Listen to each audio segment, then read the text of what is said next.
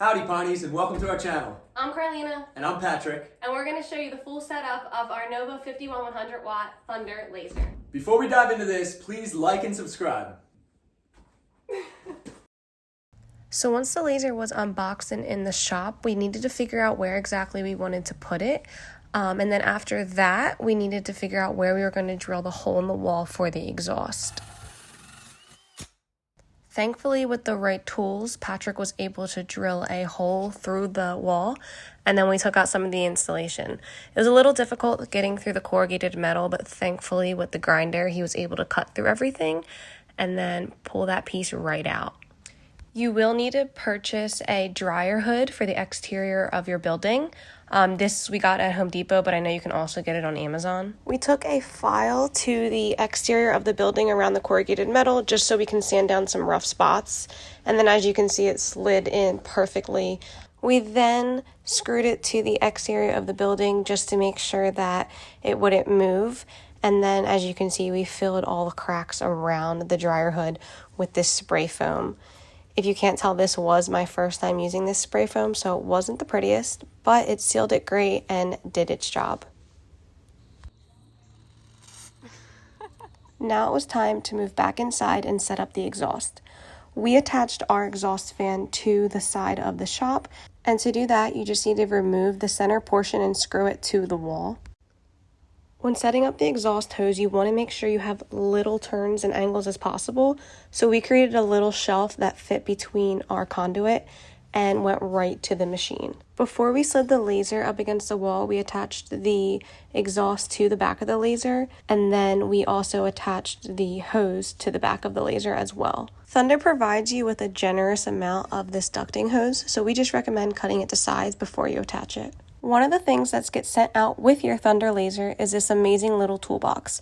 It has all the tools you'll need to set it up, and it's amazing to have everything in one place. Let's go over everything that comes in your Thunder toolbox. So they offer these 2 little screwdrivers, an extra belt in case yours breaks, this little focus ruler which allows you to manually focus all of your materials.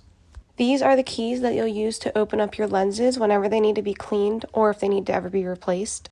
A small piece of acrylic just to test out your power and get used to engraving and cutting it. Some heavy-duty magnets which we use to hold down some of our material. 2 spare fuses. A 6mm air nozzle.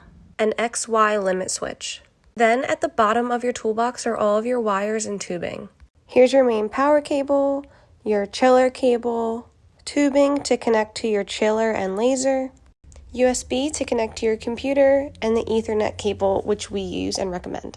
They also have some extras in there that we love, like these Q-tips, which I use to clean the lenses, Allen wrenches to loosen and tighten the pulley, some pliers, a little razor cutter, some zip ties for your wires, some lubricating oil for the pulleys and guide rails, a little ruler, which always comes in handy to have, and lastly, the lens cleaning solution.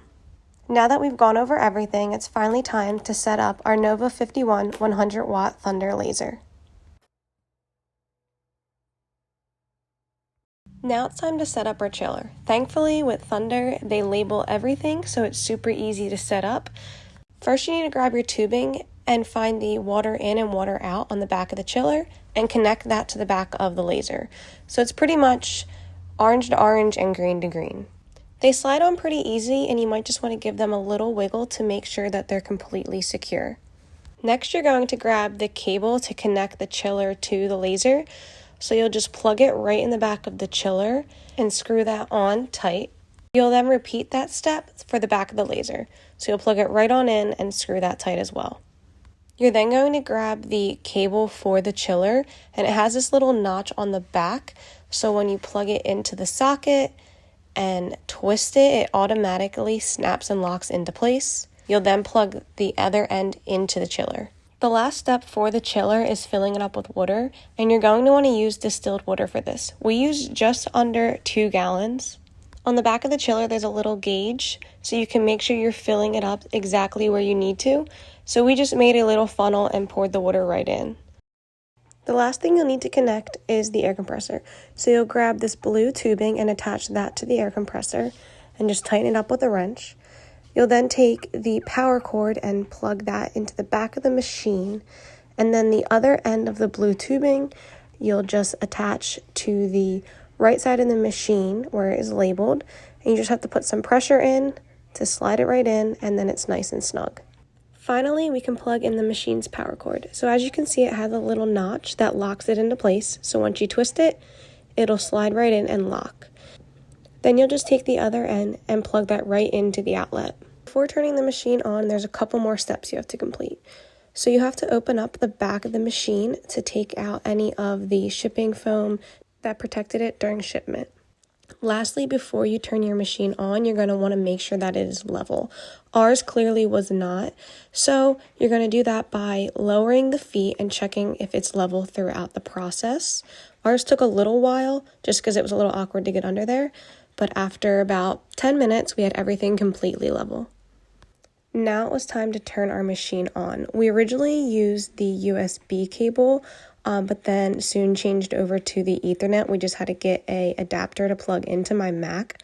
But to turn it on, you can use the USB with no problem. You just raise the sensor, turn the main switch on and the laser switch, and then a light will blink and you're ready to go. Once the machine was on, we messed around with moving the head around and raising the bed up and down, and we were definitely eager to put something in there and start cutting. So we threw a piece of 1/4-inch ply on the honeycomb tray just to test it out. So we slid it in there, shut the hood, and then gave it a little test pulse to see the laser come out. We've been using the machine for about a month now, and we absolutely love our Thunder Laser. Just getting started and trying out a couple new things, and now we are only about a month away from Christmas, so we've been pumping out some ornaments and a lot of other cool things, and we just can't wait to share with you guys what we're going to be making next with it. Thank you guys so much for watching our video and following along. If you really like this video, please give it a thumbs up, and make sure you guys subscribe to our YouTube channel.